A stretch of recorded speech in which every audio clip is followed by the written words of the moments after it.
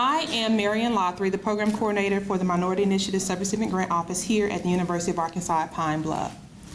And I'd like to welcome you to the 15th Annual Clearing the Air in Communities of Color Conference.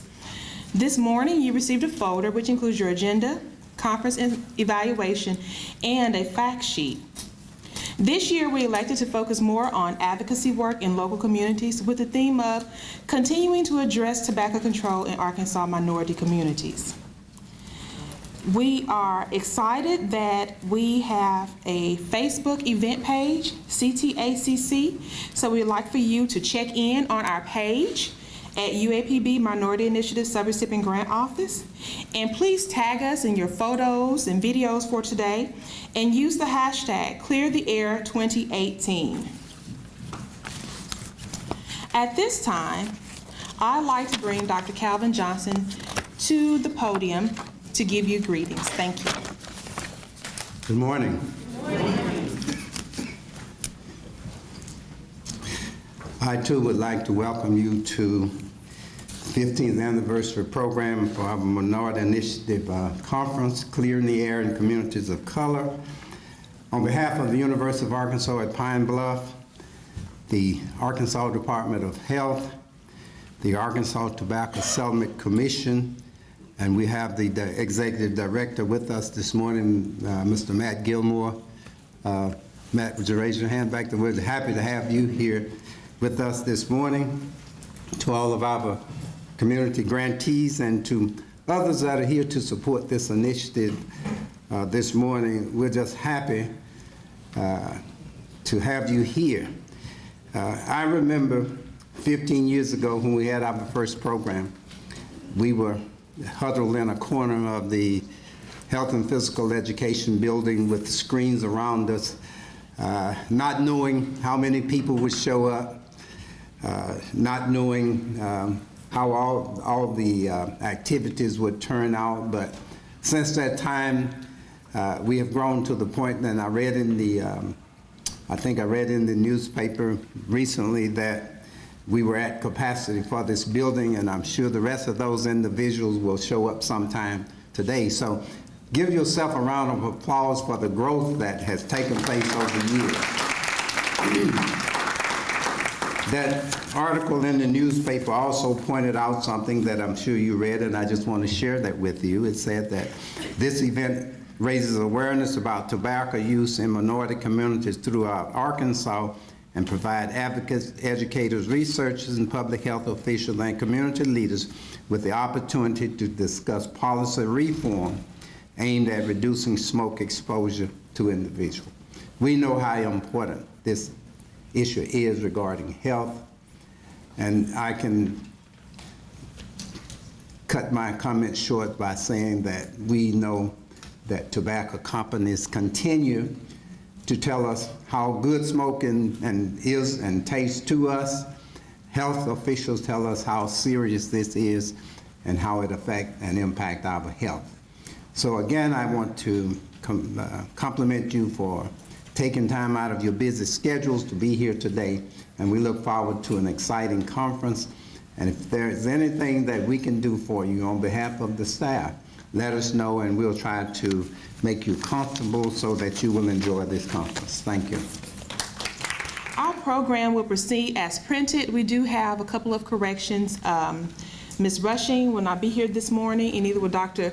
Mansour Mortazavi. He is our new Vice Chancellor for Research, Innovation, and Economic Development. He will be here this afternoon. And we also have one correction, an additional correction, with Patricia Edwards will introduce our closing speaker. Please remember to silence your cell phones. If you must take a call, please do so in the lobby area or outside of the building. Continuing education units are available from the Division of Continuing Education and Graduate Studies at the University of Arkansas at Pine Bluff at the conclusion of today's event, not before. Please sign the form to pick up your certificate. Please see Connie Robinson, and also please do not forget to submit your evaluation form. And at this time, I'd like to bring to the podium Ms. Catherine Donald. Good morning. I stand before you this morning a very pleased woman because I get to introduce our opening keynote speaker. you have a program and her bio is written on the inside. So I'm going to tell you a little bit about what you have already read probably from the bio, and a few things perhaps are not there. Our keynote speaker for this morning is a manager. She's an activist, a researcher and writer. We find all of that in Carol McGruger, who is experienced in the field of tobacco control, transnational tobacco issues, public policy, social marketing, media advocacy, patient training, parent education. I bet she has done some patient training as well. But parent training, health education, and community capacity building. Ms. McGruder is a seasoned tobacco control veteran, cutting her teeth in the tobacco control movement out in California. She is a founding member and co-chairperson of the African-American Tobacco Control Leadership Council. You got all of that? Known by the acronym AATCLC. One of her latest pursuits include managing the AATCLC and working as a leader, working in a leadership specialist capacity with the University of California at San Francisco. In 2017, the San Francisco NAACP honored Ms. McGruger for her community activism. Carol is also a recipient of the prestigious Jefferson Award for Community Activism and Tobacco Control. And in 2007, she was the American Legacy Foundation, now known as Truth, National Honoree for Community Activist of the Year. And Ms. McGruder is the past president of the Berkeley branch chapter of the NAACP, and she currently serves as the chairperson of the Public Policy and Advocacy Committee for that branch. Now, those are some of the things you have read from her bio in your program this morning. But these are a few things that are not written there, things that I have learned along the way. And let me share some of those things with you. Carol is a woman of very high and strong character and integrity. She is very easy to host.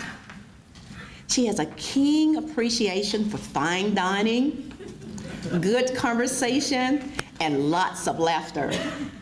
She is trustworthy, and her word is her bond. If she said, Catherine, I'm gonna get something to you, it may be 3 or 4 weeks later, I know it's coming. And when I grow up, I want to be just like her.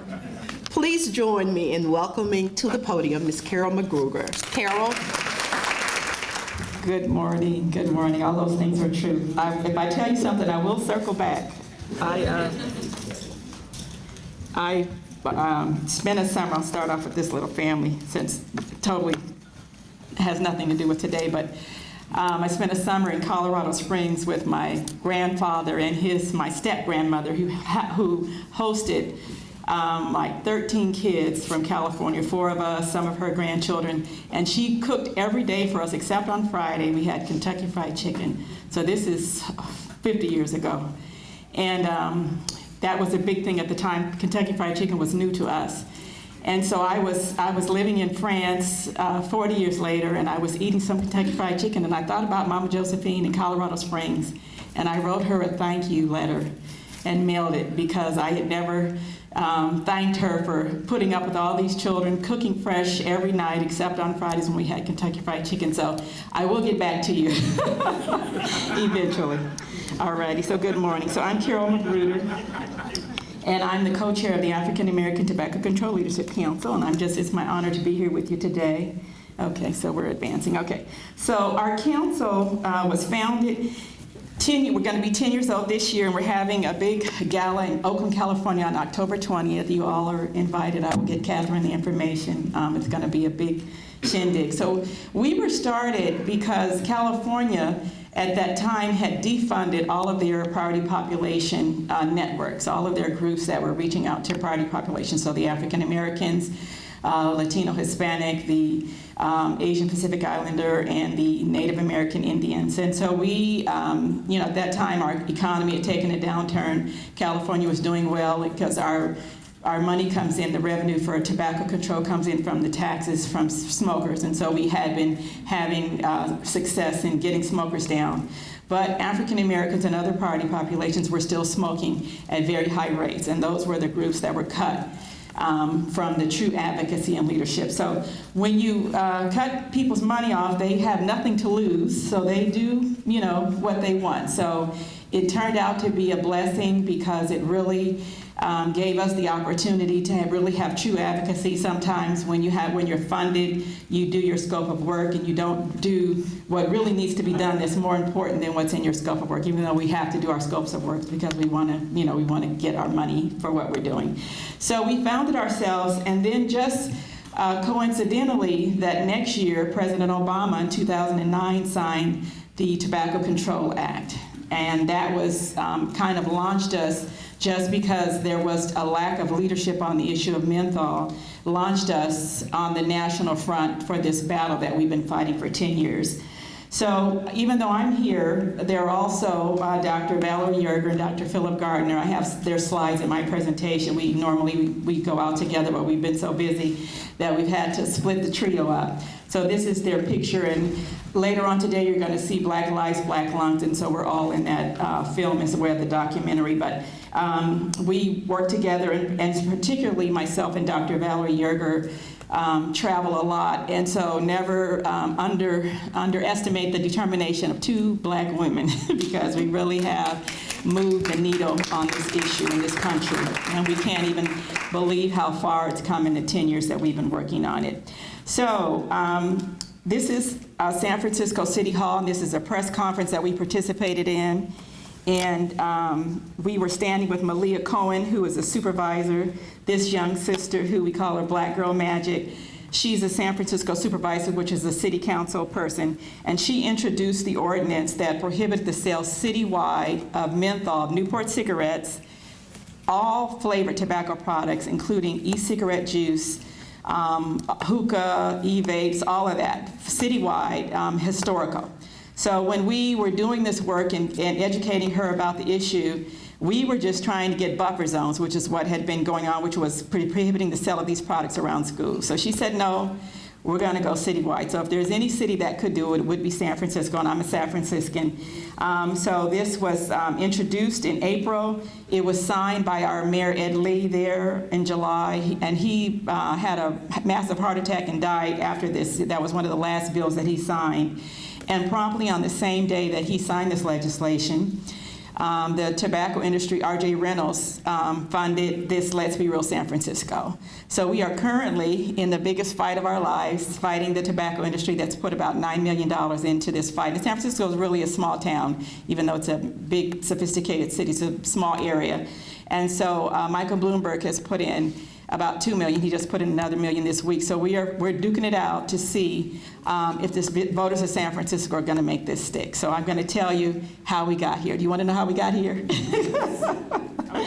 So this is how we got here, was that when President Obama signed the Tobacco Control Act, at that time they prohibited all of the flavors except for menthol.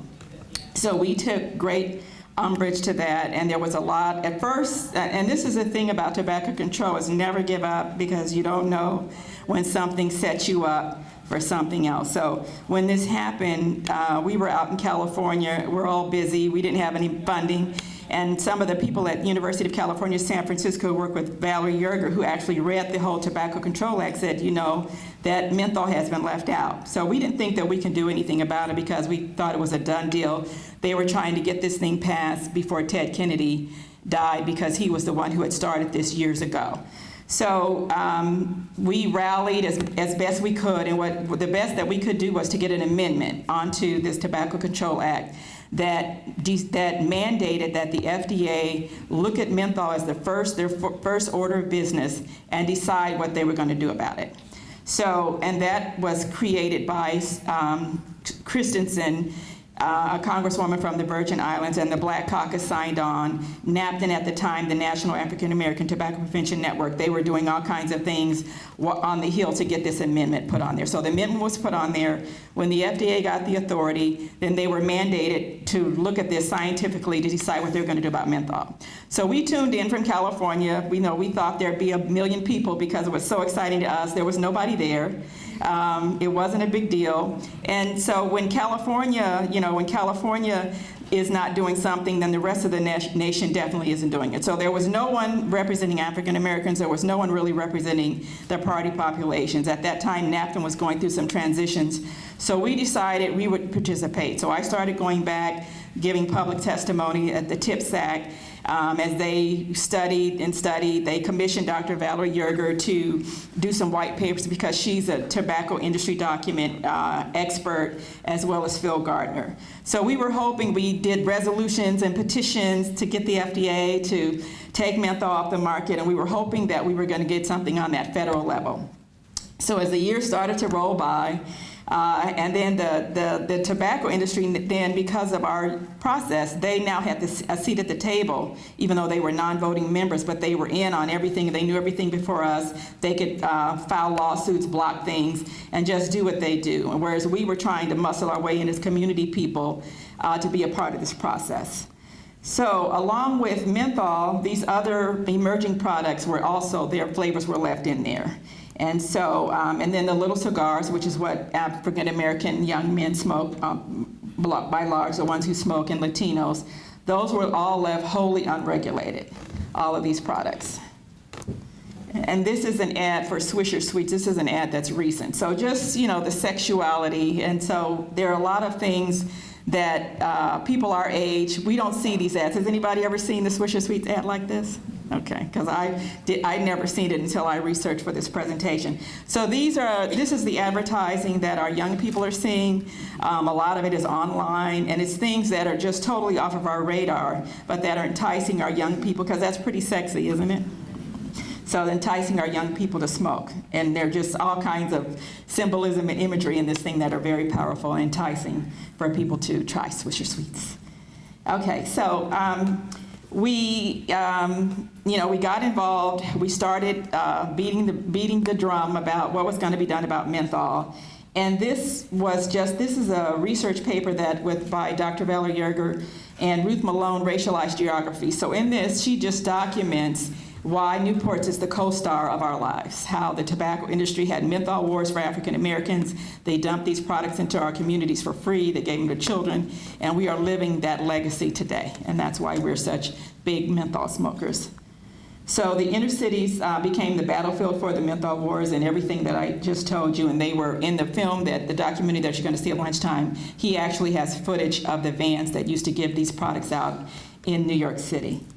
And people my age were some of the people who got those products. So I still think I got it going on a little bit. And so this is recent history. So because of that marketing and targeting, the prevalence of menthol usage doubled with African Americans in a very short span of time. So by 2009, then over 80% of African American smokers who smoke mentholated products. And Newport's and the menthol, it is age driven. Our younger people are smoking the other products, the Black and Milds, the Swisher Sweets, those things, the younger people, but the vast majority of African American smokers who smoke are still smoking Newport's. So this was a paper that we submitted to Singapore. So so part of this fight was with public health, with our public health colleagues, brothers and sisters, who saw this menthol as something that was intractable. The tobacco industry was not going to give it up. So we became, in essence, the bargaining chip.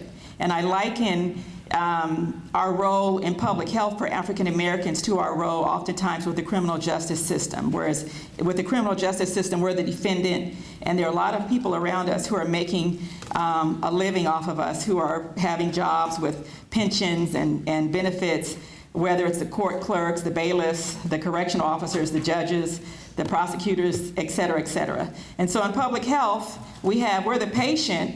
And there are a lot of other people who are researchers and advocates and public health workers who don't look like us, who are kind of benefiting off of our misery. And we're not a part of the active process in determining what's going to happen. And so with menthol, we literally, in these past 10 years, we've had some, not duke-outs, but we've had some pretty frank conversations with some of the national players in the foundations that are charged to defend all of us. They are charged to enact public policy that benefits all of us, including the least of these, which would be the poverty populations, and African Americans are among those. So so as we were, fighting this fight, because I travel a lot, and so we would go to the World Conferences on Tobacco or Health. We went to Mumbai, went to Singapore, and we would submit abstracts about what was going on in the United States with menthol and African Americans. And our colleagues, who were the ones who had made some of these deals, they would see us there and they would be very surprised to see us, and they would be very surprised that we had abstracts and that we were talking on an international level. And we're actually in the process now, there are some treaties around racism, and so we're going to be linking menthol, African Americans, to some of the treaties that the United States has signed on to about racism, because a lot of this is racially motivated. So this was an abstract that we submitted, a poster, and just talking about all the things that I've already said, that we've been perniciously targeted by all the major tobacco companies, and they had urban programs, and that's the code for African American, for Black. These, in the tobacco industry documents that Dr. Yerger researched, they were expressly told, do not go into the suburbs, which is where white children live, but to keep this in the urban environment. And that's why we have such a high percentage of African American menthol smokers. And that addiction is about science and opportunity. It's about brain chemistry. It's not about a particular race of people are weak, and that they are just prone to becoming addicted to things, as we're seeing now with the opioid crisis, and the difference of how that's being treated and how heroin and crack are treated. When now it's a public health issue. Now we're going to get treatment for people, when our people at the time were jailed and entered the criminal justice system and destroyed many families. So that we need to understand, addiction is just about science and opportunity. So who has opportunity to your community, to your children? And that's what restricting these products is about, is getting them out of our communities. So we became part of a national movement to ban menthol, Save Lives, Ban Menthol, and we would meet, quarterly on the phone and talk about what we were going to do. And at the time when, I'm going to talk about Chicago, because Chicago changed the game. We actually were considering having a protest against the FDA and going to DC, and President Obama was still in and getting arrested, and modeling some of our efforts of what the ACT UP movement did for AIDS. When AIDS first came out, before we even knew what it was, there was such a lack of a federal action on it that people really began to act up. And so we were actually looking at that. And we're planning, Del Monte Jefferson, if you know him, he was going to be the one to get us out if we did that in Washington, D.C. But luckily, Chicago came on board, and that changed the game, and we didn't have to do that. So this national movement to ban menthol, this slide is a little bit ahead of the conversation. But there, slowly things began to change. So Brazil was their first country to ban it, and they have a lot of different issues going on, so they haven't been able to implement it. The European Union is banning it. And so when we say banning it or restricting, it's a process. It doesn't happen overnight. But the fact that these municipalities and entities have said that this stuff is so dangerous and that we want to get it out is very significant. And Ethiopia also has banned it. So we became a part of this national movement, and these are two of my favorite people, the Honorable Joseph Califano and Dr. Lewis Sullivan, and they keep the drums beating. So they actually have an organization called the Citizens Commission to Protect the Truth, and they got all of the former U.S. Secretaries of Health, the Surgeon Generals to sign on asking the tobacco industry to take menthol off the market. So because they can't specifically lobby for laws or legislation, but they were asking the tobacco industry to take these products off the market. So this little girl, this is the poster girl for menthol, for the targeting. Her name was Marie Evans, and she grew up in Boston public housing. She was given free Newports there at the age of 9. She used to trade them for candy when she first was given the Newports, and she started smoking them as was the norm in her neighborhood. She was addicted at 13, dead at 54, and her son successfully sued Newports. and he was awarded a $152 million judgment, and he actually received $79 million. So this woman, if she were alive, she would be my age. And I have a little picture of myself about that same era with the same little hairdo and the same little shirt. So when you can imagine in the city of Boston that a Boston jury would say that the value of a life of an African-American woman is worth $152 million, that was the original judgment that was partly punitive. You can imagine the preponderance of evidence that was submitted to prove their case. And so what are the rest of us do if this one woman was awarded a $152 million settlement in Boston? So as I said, the chemistry and access, that's what addiction is about. It's not about personal weakness. So now we get to this man, Rahm Emmanuel. We're having our calls, meeting on the phone, desperation. And out of the blue, we hear that Chicago is going to implement a buffer zone and restrict the sale of all tobacco products, the flavored tobacco products, within 500 feet of schools. And so Chicago is a dense city, many retailers, and this effectively put a lot of stores, took them offline. So they did it, they litigated it, and they proved that, that municipalities do have the authority not to ban, they have the authority to ban the distribution of these products. They can't ban them altogether, but they can say where and where they cannot be sold. So Chicago led the way and created the buffer zone. So that was around schools, prohibited the sale of all flavors, included menthol. So this was the first legislation around flavored tobacco products that included menthol. And we were so elated. So we actually went back to Chicago to help with public testimony, community engagement, visiting aldermen. And so this was about denormalizing these products, because as we know now that we cannot advertise tobacco products, the point of sale is the advertisement. So the corner liquor store, that's an advertisement for these products and the normalization of these products. So, and it told our children that they were worth public policy, because most public policy kind of trickles down to the people that need it the most.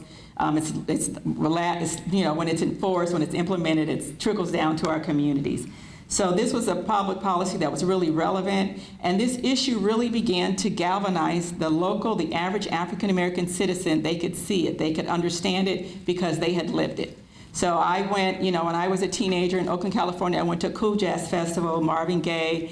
I thought it was wonderful at the time. So all of those things that we have, that we've lived, people can go back and look in their own life, and they can see how they had been targeted without even having any understanding about it. And we feel like it's our personal choice of whether we're going to smoke or not, what people are going to do. You can't control other people's behavior, but you really can change your community, the norms of your community, and give people healthy choices and make the healthy choice an easier choice than the unhealthy choice. And that's how you change the health of our community. It's not about individual, you know, we all need to take responsibility for what we eat and what we do, but it's about the communal support that we get to do those things. That's what's important. So, the healthy communities facilitate the individual's ability to make a healthy choice. And we have two, you know, in San Francisco, we have the Bay Area there. So with the neighborhood where I grew up, in Bayview, Hunters Point, you know, there's a liquor store on every corner. When I go across the bridge to Marin, there's a fresh fruit, you know, the fresh fruit smoothies on every corner. There are 3 or 4 yoga establishments. That's what the choices are. And in our community, it's the negative choices that are unhealthy. So this is Chicago. We were tired. I had my red coat. I never wear coats. It was cold. We went in the snow.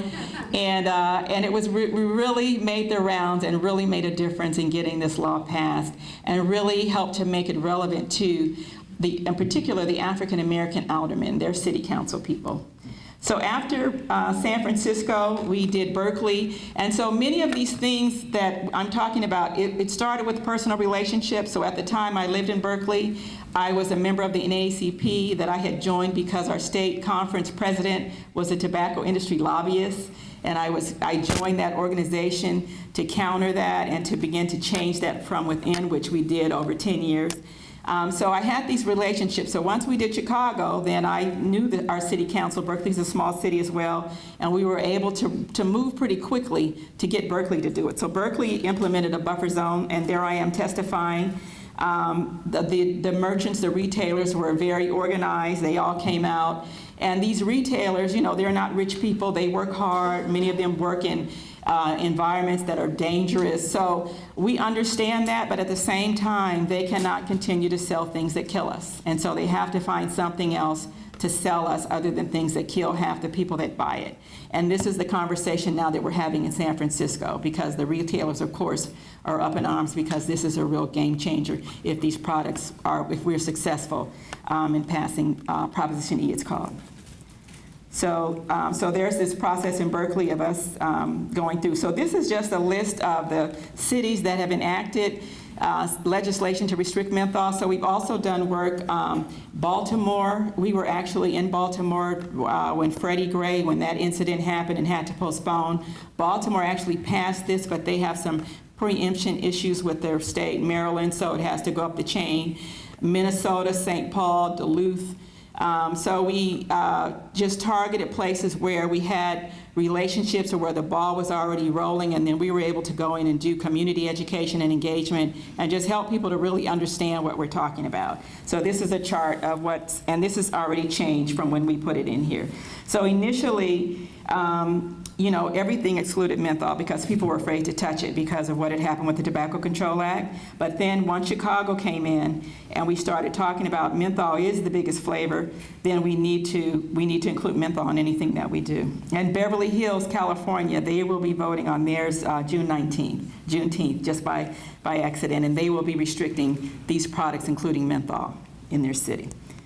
So the deltas, and Dr. Valerie Yerger has done research about how the tobacco industry has cultivated our leadership organizations, and there was just silence. So even today when I go out and talk, you know, smoking is the #1 killer of black people, 45,000 black folks a year, more than everything else combined. Still, it's a surprise for many people. And part of that reason is that our leadership groups never really took a stand on this, and they were neutral. And it was about the individual, and it was about people are going to do what they do, and they were taking money from the industry. So it just brought a silence and a complicity, and that's just not acceptable anymore. So Dr. Yerger is a Delta. She started in her local branch there in the Bay Area. She got a resolution passed. And before this, in 2009, we had actually tried to get an emergency resolution passed on the national level of the NAACP at their centennial, and we washed out. They blocked us at every step. That was when the Honorable Julian Bond was still alive. He was still the chairman of the board, and many people from that generation have some deep relationships, so they just blocked it. But she was able to get it through the Deltas. It started off as a local resolution. It went to their national convention, and it was voted in. So this was the game changer when the Deltas came on board, because they are sisters who really serve the community. They're educated, they're mobilized, organized. And so when we would say the Deltas did it, then that was the entree to get them to wrap their mind around that it was possible. So the Deltas did it, and at this time they were just asking the FDA to do something, because we still were hoping that the FDA would do something. And then the Bay Area Black nurses signed on, so this is in the Bay Area. So this is a local chapter, people that I see every day. Like if I lived here, I would see Catherine, and it was about, you know what's going on, but you're building your base with people, and it's you have the moral authority on this. And then it goes on to the national, and you begin to really get some traction. So then the NAACP. So finally, I've been fighting with my president there in California, who I love dearly, who was taking money from the industry. I always respected her, and she is, you know, she's a heavyweight. She's a strong woman. She's the state president conference for California. And so I would just engage. And so they were tired of me with the tobacco, beating the drum. But I also did, you know, I do many other things, and I made myself useful. So I wasn't just there like totally nagging all the time. But and as people age, then they start to see, people start to die, people start to feel the effects. And so even in our group, we could see we were losing people to smoking, or they were losing their loved ones. So it became personal in a different way as people started to age more. So we got it passed through Berkeley, Radical Berkeley, got it passed through the state of California, and then went on to national, where it was passed as a national resolution for the NAACP in 2016, and it was ratified by the board of directors later on in that fall. So then this was huge. So then we had two big players here, the Deltas and the NAACP. And so now back to San Francisco. This was our press conference that we had. This is our police chief, who part of the opposition to what we're doing is that it's the criminalization now with so many officer-involved shootings that any kind of restrictions or prohibitions on these flavored tobacco products will give the police another reason to have an interaction with a brown or a black man. And so this is Malia Cohen, who's very thoughtful. So she thought to have our police chief there at our press conference, and we're going to be working with him on how to roll this thing out so that it's not punitive, so that we're educating people. And in San Francisco, it's not illegal to possess these products. It's not illegal to have them, but the city has decided that they do not want to participate in selling these products. They don't want, there's a lot of tax from tobacco. They don't want the taxes, and they also don't want the medical bill at the end of the taxes that we pay as taxpayers that offsets any kind of tax revenue that we would have coming in. So that's our wonderful police chief. And then next to him is the vice mayor of Oakland. And so Oakland has also enacted a similar bill. San Francisco, the African-American population now is really down to about 8%, but Oakland, it's about 30%. So Oakland has enacted legislation that restricts the sale of these products to adult-only stores. So it will, in Oakland, which is geographically a larger city than San Francisco, there will just be about 10 stores that will be able to sell menthol and flavored tobacco products. So as of yet, the industry hasn't done anything about Oakland, but they're working on San Francisco since that's where they decided to do the referendum. So we'll see what's going to happen next month in a few weeks, and then I'm sure they'll have a strategy for Oakland as well. So in Oakland, San Francisco, the fight back is that San Francisco is a liberal city. We had needle exchange, we have many things. So why are we prohibiting something that adults want to do? Oakland, the framing is that this will be something that targets African-American men, since there are many more African-American men there, and it's going to criminalize our community. So this was historic. This is a representative from the NAACP who participated in the press conference, Dr. Jonathan Butler. And, it just gives our community the understanding that our organizations are behind this. So this is really historic that they participated. And then we also had Delta. So this woman, and so as we talk about the criminalization and the other issues that we face, she lost her son to gun violence in San Francisco, but she still thought that this was an important issue and that it demanded our attention as well. Get a little coffee here. So that's important because as we deal with all the issues that we have to deal with this simultaneously. We can't wait and deal with violence, with housing, with racism, and then say we're going to get to tobacco when tobacco is killing many more people than all these other things that we think of. So this is her. We had a community forum. So this is just about the community support that we garnered. How am I doing on time? Okay, alrighty. So this is the pushback that we had. So the law was voted on June 20th, 2017. The mayor signed it into law in July. And then the tobacco industry, as soon as it was signed into law, they began to collect signatures that day for the referendum. And they paid handsomely for the people to go out and collect the signatures and had, I think, twice as many of what they needed. And then so it had to go back to our Board of Supervisors, our City Council, where they doubled down unanimously and said, no, we want this to stick, so now it goes to the ballot. And that's where we are right now, June 5th. So as I said, we've been duking it out there in San Francisco, and it's very exciting, so we're going to see. So Reynolds American, which bought Newport from Lorillard in 2015, for $27 billion. They sold it to British American Tobacco, which is based, I think their corporate headquarters in London, but they're South African, for $49 billion. So in the space of a couple of years, it almost doubled. So they're anticipating that they're going to be able to hold on to this brand. And British American Tobacco has done a lot of havoc in Africa.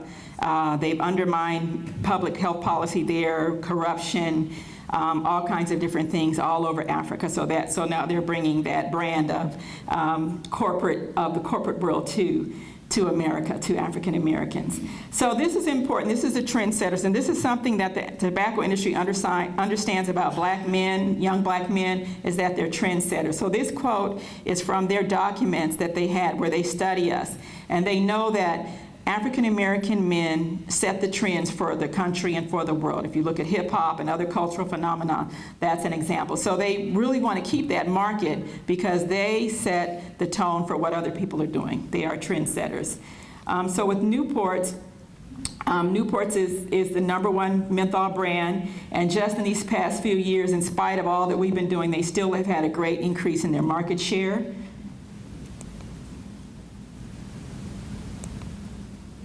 And this is the diverse Newport consumer. So this is interesting because 45% of because other people smoke menthol, but just the majority of us who smoke menthol. So 45%, we're 45% of their brand, but we're only 10% of the population. So that's how you can see the disparity in how we're smoking Newports.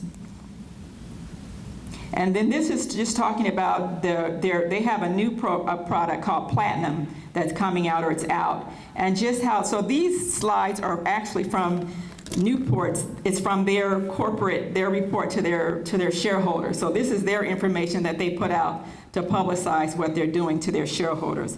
And so we can see the overwrap, the awareness drivers, the POS is point of sale, and the coupon inserts are print. So this is how they're engaging. So they're engaging on the phone, they're engaging on the web, direct mail, consumer engagement, and email. And just before I got here, I was in Richmond, Virginia for Mother's Day, and sitting out at a restaurant, and a nice young brother comes up and asks me if I am a tobacco user. And I said, well, yes, I am.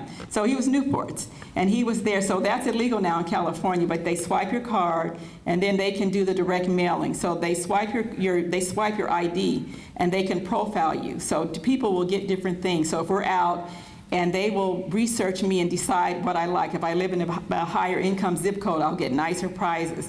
And you'll just get regular mailings. They send you a coupon, and they can tell if you use that coupon. It's all coded, so they can tell if you're using it, when you use it, and they can gear and adjust it just to tailor their marketing to you individually. So that's the danger of these giveaways in the bars and restaurants. It's not just that you're keeping people smoking, but you're also tracking them for future sales, and then you're able to bypass any kind of protection that we have around marketing and publicity because you're mailing it directly to the person and it's tailored to them. So for example, someone in California, they like boats, they like yachts. They got things that had to do with boating.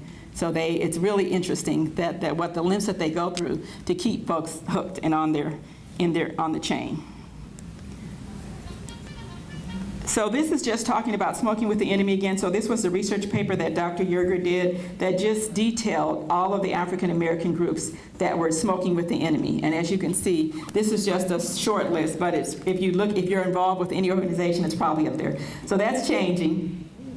But this is their documents. Their reasons for doing that was because they knew that this engagement with us, whether it's buying a conference brochure or conference support, having a hosted bar when we at the NAACP, or the black elected officials, they have a conference. So Reynolds American was there in Los Angeles just several years ago hosting the bar for all these people who could afford to buy their own drinks. But it's like a savings account, they say. And one has to keep on making deposits. So you're making your deposits, not that you need something that day, but you know that in the future you're going to activate these people that you have these relationships with, that you're building goodwill, you're depositing, you're listening to them, and you show them that when the bank balance is there, and that their business, their concerns are your concerns. So if I'm getting money from the industry, then I'm looking at it from an industry perspective. So the relationship building is to create and maintain positive images of tobacco and tobacco companies to keep African Americans engaged as consumers. That was the reason why. To diffuse opposition within African American communities and silence their leaders, and to get our organizations to act as front groups. And so this is still happening. So this is from when we were at the Congressional Black Caucuses. They have a week every year in September where they talk about all the issues facing African Americans. So this is that decriminalization beef. So this was a a workshop that was presented during that time talking about decriminalizing the black community, banning of menthol, legalization of marijuana, and criminalization of African Americans. So this panel had top-notch folks on it and some legitimate concerns. So it is a legitimate concern that we are having all these officer-involved shootings that we're now able to capture with social media. And Eric Garner is a prime example in New York, who was killed because he was selling the single individual cigarettes. And before the brother was killed in Baton Rouge, he was selling CDs, DVDs with the permission of the owner's property of the store that he was at. I had predicted that, he could have been selling anything. It wasn't about what he was selling. It's about that we have to change the nature of our relationship with our law enforcement, and we have to hold people accountable who are killing people, who are killing people for no reason when other things should be done, whether they're criminals like Michael Brown was stealing. But did he deserve just to be shot down like that? No, he deserved to be arrested and to be prosecuted because he was stealing. So these are just some of the organizations. So NOBLE is one, which is a national organization of black law enforcement. So the law enforcement, of course, then who's going to enforce these laws that we're creating? And that's why it was important to get our police chief in San Francisco involved early on and to talk about enforcement, because enforcement is a big piece of this. And so when you're an officer and you have different competing interests, cigarettes, of course, would be probably a low priority, but we have to set it up from the beginning in a way that it is enforceable. And many of the laws that we have around smoking, they're self-enforced. So, that was always a concern. Well, how are you going to make people do that? Well, people do abide by the laws. There are people, there are a few people who don't, but the vast majority of us do. And so when we enact laws, then we have the expectation that people are going to abide by those laws. So these are just some of the folks who've come out against what we're doing.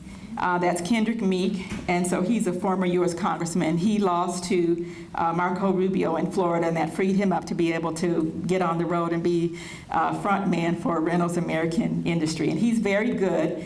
So I've attended about 3 or 4 of these panels, and he's very good. And so what he's saying is that we just need to ask the question, and we do need to ask the question. We just don't need Reynolds American to be paying for us to ask the question. They don't need to have any part of this. It's a conversation that we need to have with ourselves. There's Dr. Ben Chavis. Do people know Dr. Ben Chavis? So he is a civil rights leader. He's currently the president of the National Newspaper Publishers Association, which is the African-American Associated Press, and he received $250,000. So before President Obama left office, we had a big press conference in Washington asking him as a parting gift to us to mandate that the FDA take menthol off. He actually attended our press conference, so he heard our whole, all the people. I'm representing Valerie and Phil and some other folks as well. He heard the whole presentation, and then he still came back and said some crazy things. So because he's getting the money. And so they're saying a brother's going to be sitting at the bus stop and the police are going to say, are you smoking a menthol cigarette? When it's not about the individual user, it's about the retailer. It's not about what the brother, if he's smoking a cigarette, if he wants to get it, go online and get it, then fine. But we also want to have services for people to get them off. That's the point. This is Neil Franklin, so he's a former law enforcement, and he was the one who seemed to be the most genuine. He's Baltimore, so he lived through the war on drugs. He lived through incarcerating many African-American men about drugs, so he has some residual guilt about that, I feel. But these are 2 different issues, and we need to work on the underlying issue. We need to work on what happened with Freddie Gray in Baltimore. It's not about not having any public policy to protect black people because we're afraid that we're going to get killed by the police. It's about dealing with those issues simultaneously. So he received $75,000. Then our wonderful Reverend Al Sharpton. So his official position is he's not taking a position, and this is what they say: I don't like smoking. So I don't like breast cancer, I don't like AIDS, I don't like black infant mortality. That's not an answer for a leader to say you don't like something that's killing 45,000 black people every year. That's not an appropriate response, what you like or don't like. What are you doing about it?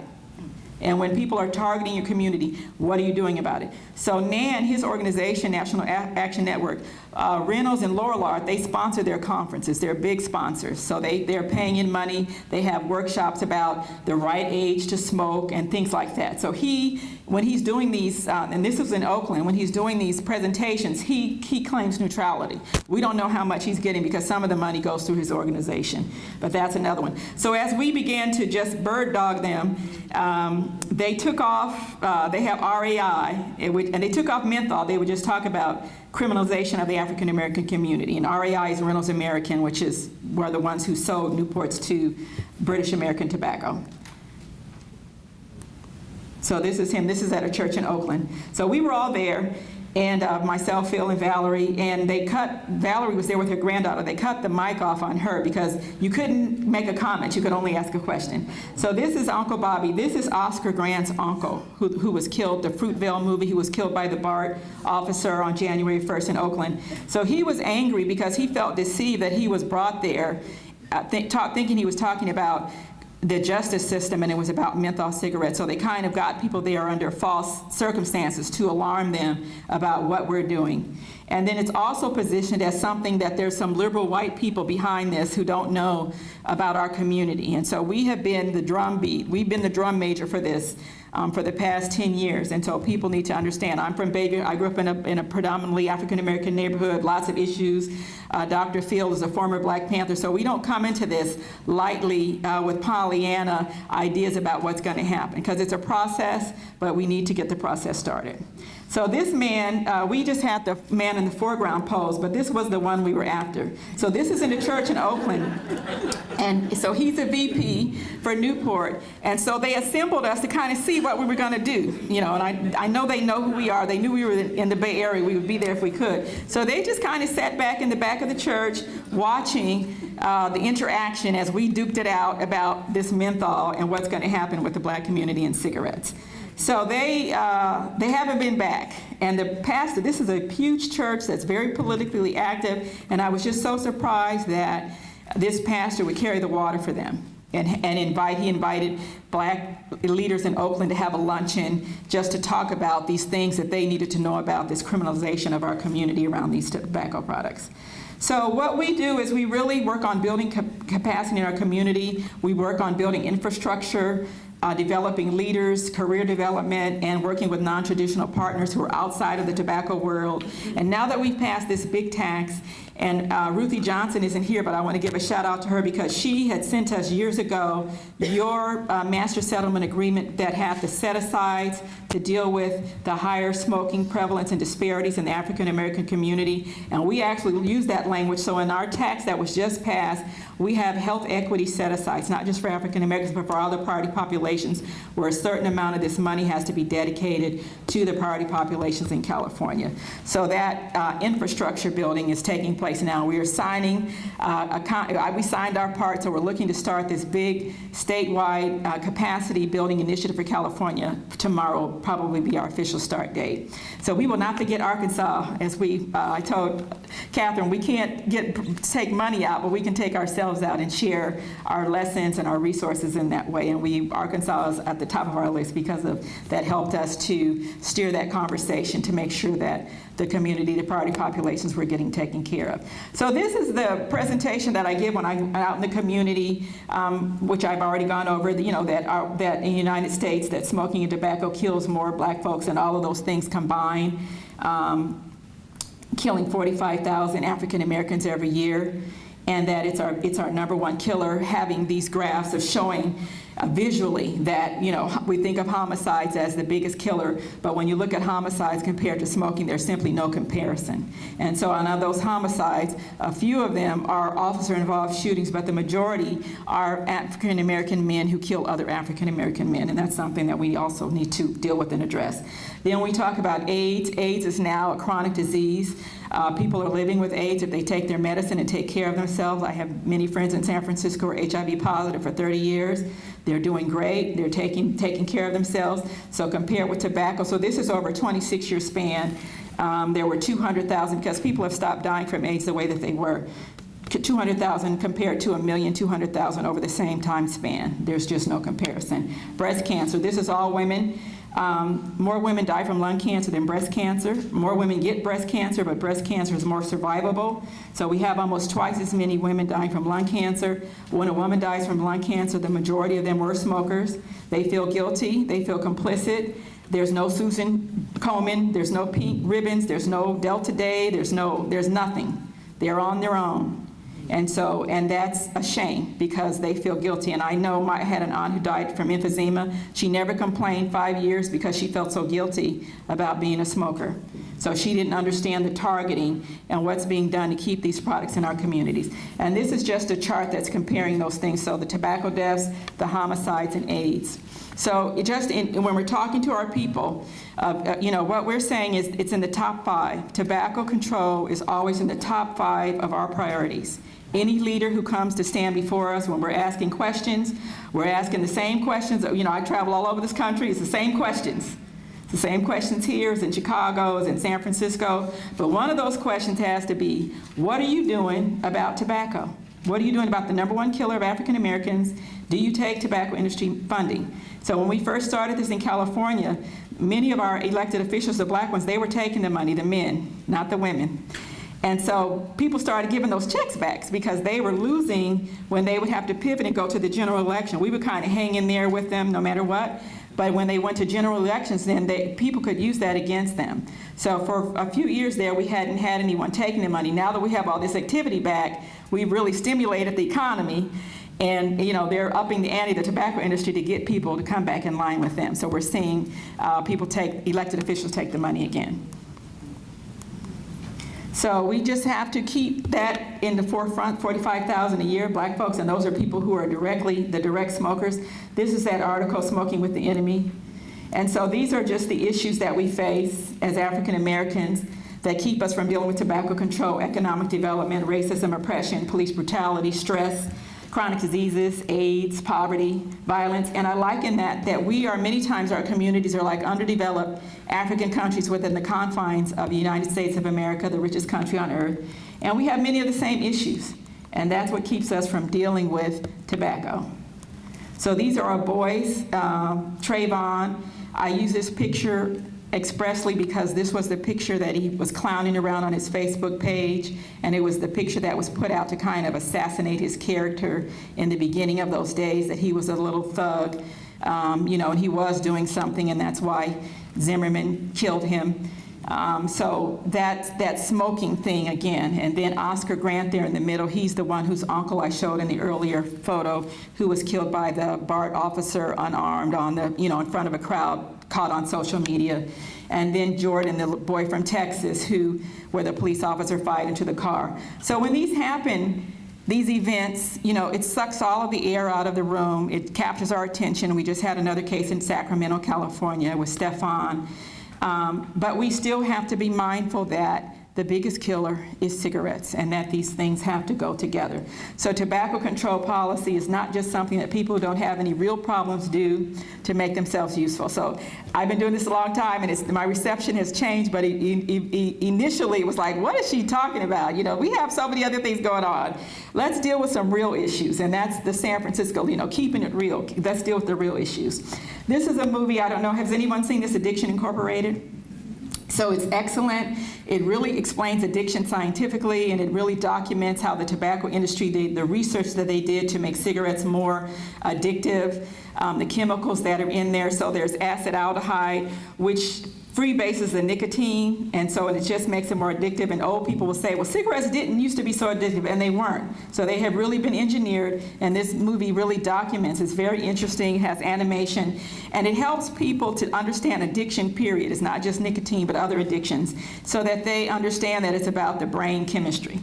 And then this is our tobacco industry executives who lied before Congress that they didn't believe that nicotine was addictive. And I have them next to the Sopranos there because the Sopranos didn't have enough sense to incorporate. So they go to jail when they kill people, but the tobacco industry, they can talk about what they believe, and even though they've done the research and they know exactly that nicotine is addictive, and nothing had happened to these men. And so we had in 2006 a case against them, and they are federally adjudicated racketeers under RICO. racketeer influence, corrupt organizations, and nothing really happened with the remedy. Right now we're in the remedy, even though this happened in 2006. Of course they appealed. And now you'll see some really bland ads on TV where they're apologizing. Has anybody seen those? They're apologizing to the American people. So they have to play those for like a year on TV and in some newspaper. So when you see that, that's what it's about. It's about this case.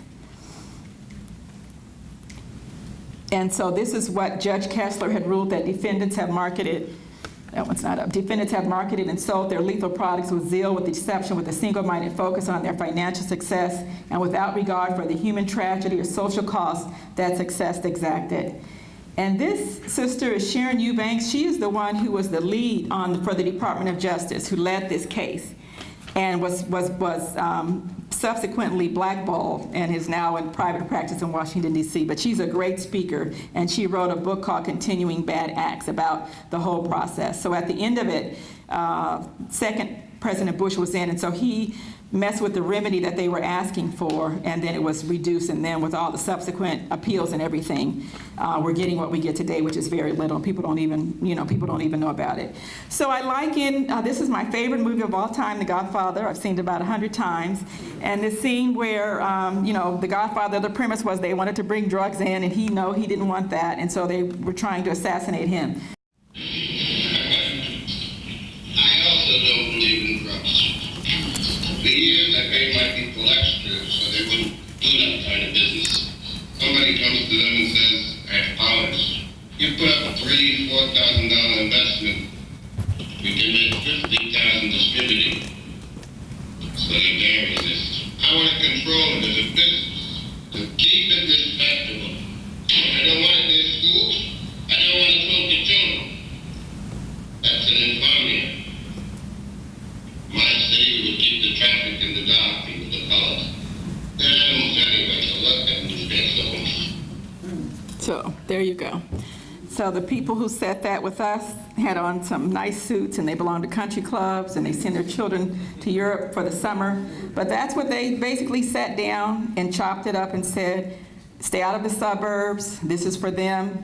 They created special programs for us. They co-opted our leadership and our media, and this is what you have, what you see today in 2018. It's all of the death and disease that we have. And that smoking, exacerbates every other single thing. So if you're a diabetic smoker, those are the people who are amputated more. If you have other issues, smoking is going to exacerbate anything, and it can kill you in and of itself. So since we're at the top of the charts with so many other things, then we need to do all that we can to get rid of this one, and at least to stop the supply of new smokers, which are our children. So this is the movie that you're going to see, the documentary that you're going to see later on at lunchtime, and it's excellent, short and sweet.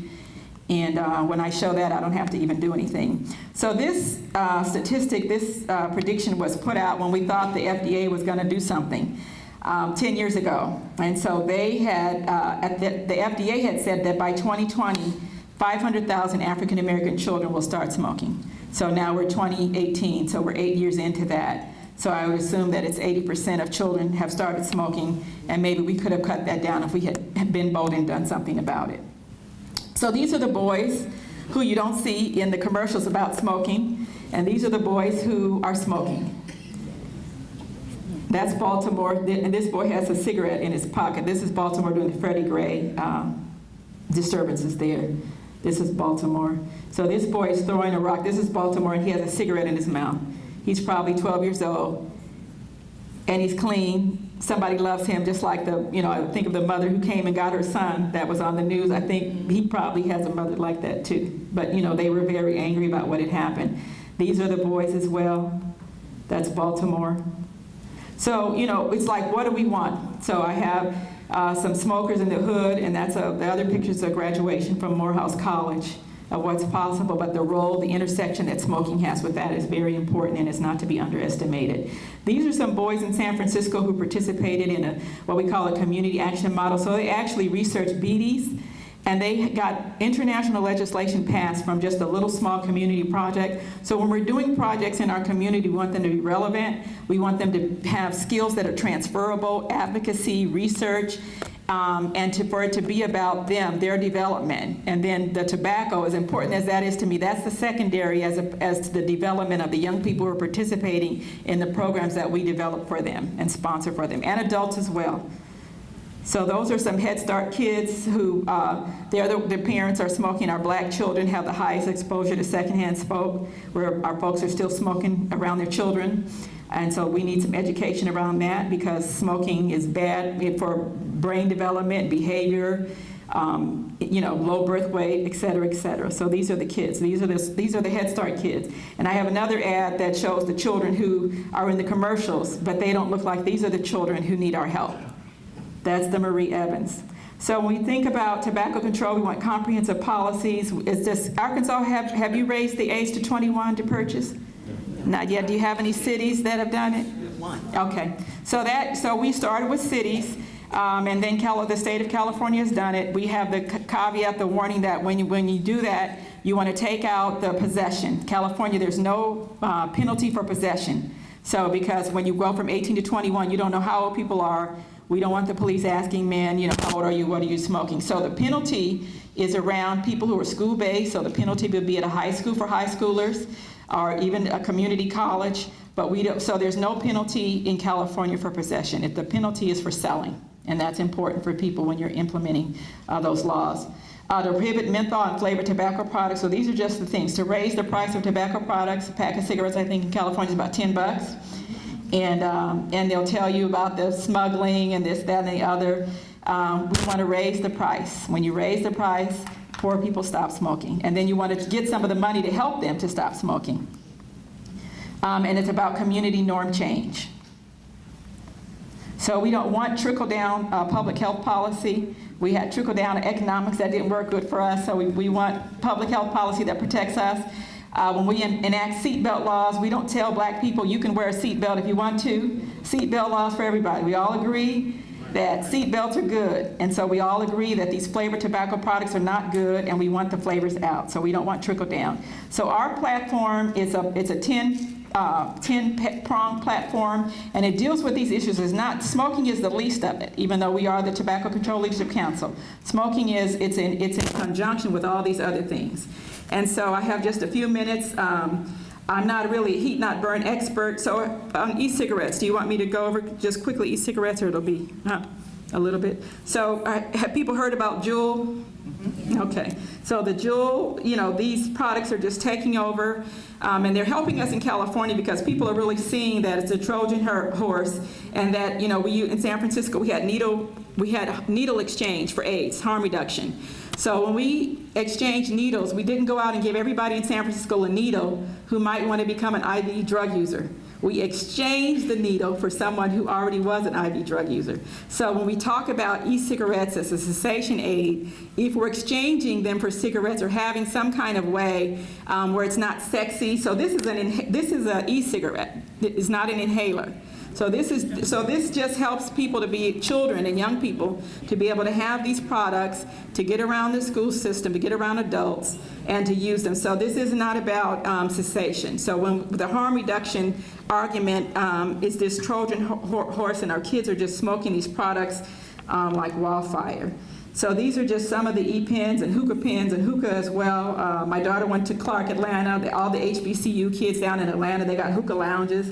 It's very cool and sexy, and they're out there. So the e-cigarettes, where we had correlated smoking with lower education, lower income, and e-cigarettes is just bump that up. So we see people who you would not think in San Francisco, the millennials, all the tech kids, the Uber people, the Airbnb, they're all hitting their e-cigs as they're walking down the street, who you would not think would be susceptible to that, but it's just so cool. So it's just shifted. It's been a paradigm shift in terms of, and people don't see it as smoking, they don't see it in the same way.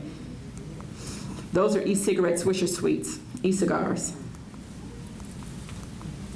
So we have the Starbucks and e-vapor, and there's just a socialization around these vape shops where they can come in, hang out. You can make your own formula. It's just very enticing and seductive to folks. So this is a Bluetooth e-cigarette where you can talk, vape, and receive calls and listen to music at the same time. So that's a young person's dream, right? The only thing it doesn't have is a camera. The next one will have a camera. So when we talk about e-cigarettes, nicotine, they say it's just as nicotine. Nicotine is not benign. It's acutely toxic. We've had, a upsurge of children being poisoned when they're trying these e-cigarette liquids, chicken and waffles, gummy bears, cake batter, unicorn peep or unicorn poop. All these flavors are to entice our young people. And so we want, there are many people in public health who are kind of shifting, but we're not shifting. We do not want these products in our communities, and we don't see them as an alternative that we want to be promoting to people so that they don't smoke combustibles. So there's the juice, and then I'm going to just skip ahead to the popcorn lung. So there's diacetyl, which is in the popcorn, the microwave popcorn, and those folks had started developing lung cancer from that smell, from that additive. And so the flavors that are in e-cigarettes, they're to be digested, to be eaten. So we know we can't put the same thing in our lungs that we put in our, in our stomachs.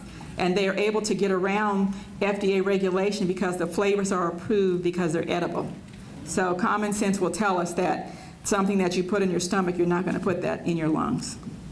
And so we don't want more studies about it. We just want it to be over. We want to restrict it, and we want to get ahead of this. The FDA really lagged on this. They're just now starting to start the process to regulate these products, which takes years in and of itself. So by then, how many more children will be hooked on theirs? And there's just a little bit at the end of the heat, the heat not burn. So this is, the going ahead is the heat not burn, so it's not combustible at all. It heats it at a low temperature. This is the Marlboro, the heat stick. So these products are being tested, and they're coming to the U.S., and they're working it out, so we want to also hold the line on these as well. So you have your work cut out for you. All righty, so we had started with, this used to be public policy, you drop in, it trickles out, and I had said we want a tsunami of good health, and we've got it. We've got a tsunami, so we're just trying to keep up. So do I have time for questions? Yes. Okay, so questions. Yes, ma'am. Where can I find the list of organizations that I think the title of this live was Smoking with the Enemy? Yes. So if you Google Smoking with the Enemy, Dr. Valerie Yerger, it'll come up. Okay. And the article is it's about 13 years old, and it's more relevant than ever. Thank you. Yes, ma'am. When you were skipping through the slides, I briefly saw one that had 8th grade. It had something to do with grades. Can we skip this? Let me see if I can. It's not too far. So yeah, what that slide is that children are smoking e-cigarettes more than combustibles. And so we're finding that that's the intro to combustibles. Let me see.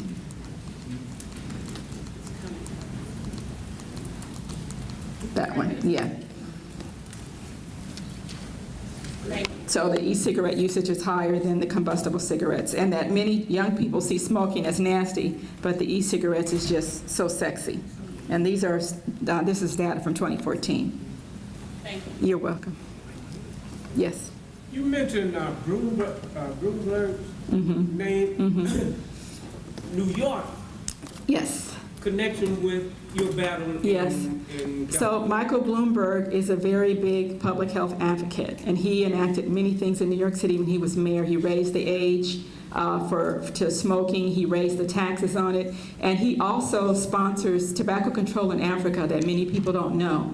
So he is one. He and also Bill Gates, but he's the prime sponsor of tobacco control in Africa. So he looks around the country and he will help out if he sees that there's really the will of the people. He gave money when we had a soda tax that we passed as well last year, a couple of years ago, and he contributed money for that. So he contributed, it's probably about $2 million now altogether for San Francisco. He contributed in the beginning, and now he just contributed some more money this week as we get into the fight. And they have all kind of media and unlimited resources. Yes, so he is somebody who really, behind the scenes, he has done a lot for us, for people of the African diaspora. Yes, sir. How do you see anything about chewing tobacco? What does that fit into the grand scheme of everything? So chewing tobacco causes cancer as well. It's addictive. So teeth and gum, esophagus, those kinds of cancers that you get from chewing tobacco. So chewing tobacco is bad, so I can't have everything in there, but we want to discourage all of that, and it's addictive as well, the nicotine. And nicotine, it increases your blood flow and constricts your blood vessels. So wherever it comes to in your body, it still has that effect. Whether you're smoking, just the smoking involves lungs and tars and all those things. Yes, ma'am. Could you elaborate one more time how menthol and little cigars were left out of the Tobacco Control Act? Right. Well, we don't understand why, but so this was a deal that was worked out. The tobacco industry was negotiating, and that we just heard that was something that they would not negotiate about was menthol. And why little cigars and cigarillos were left out, there was never any reason given of why, because they're the same. They're cheaper than cigarettes.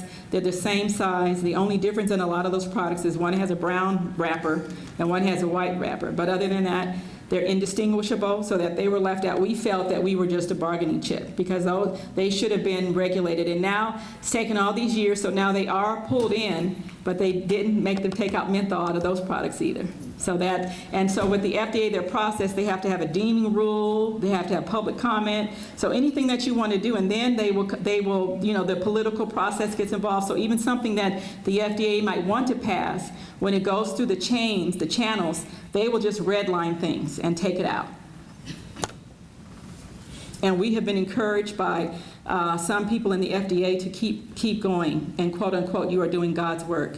So without our push, they're limited to what they can do because they're a government entity. But our push is helping them to do what they need to do. And there are many people in there who recognize that this needs to happen as well. Anybody else? Yes. Have you found meaningful ways as a result of your work to convince policymakers that you are making a difference? That seems to be an issue for us sometimes because they ask specific questions about how are you making a difference, where's the data and that kind of stuff. Right. So we don't have data because we're just now getting started to see whether our rates are going to get better and improve. But we do have the data about what is our number one killer, and we do have all of this. So that's what we concentrate on. And that people, when we present now, they see it, they understand that the average person is involved in this now, whereas before tobacco control was kind of nebulous to our community. But when you start really making it relevant and people can see it, as I said, in their own lives, they get it. And that if an elected official sits in this room, they're going to understand that it's at their own peril not to do something. And that's what's starting to happen. But it's a slow process, so I don't know the political landscape here, but it's coming, I can tell you. And I can tell you that people who would not give me the time of day, I was like a little annoying puppy at their heels. Now I get respect when I call people, they call me back and they explain, at least if they're not on my side. But we're getting great response. And now in California, California is a long state, so Northern California is a lot more progressive. So we are pivoting to Southern California, but this is going to go to Los Angeles, to Compton, to Watts, to Inglewood, those cities. And we relish getting into cities that have the urban problems because we want to show that in spite of that, that there are people here who are going to deal with this. And so when we start with what's happening, the reality, people get it and they see it, that it's a problem that we have to deal with. Thank you. Carol, before you leave the podium or the stage, we have something for you. We have the University of Arkansas at Pine Bluff Minority Initiative Subrecipient Grant Office. Certificate of Appreciation is presented to Carol Magruder for your presentation to the 15th Annual Clearing the Air in Communities of Color Conference, May 17, 2018. This certificate is signed by Dr. Calvin Johnson, Program Director, and Dr. Marion Lawthrey, the Program Coordinator. Thank you. Thank you. Now, you guys, I know you're clapping, and we're going to all do it and give me an opportunity to clap with you. So we're going to give Carol Hardy, Arkansas, UAPB, the flagship of the Delta type of applause.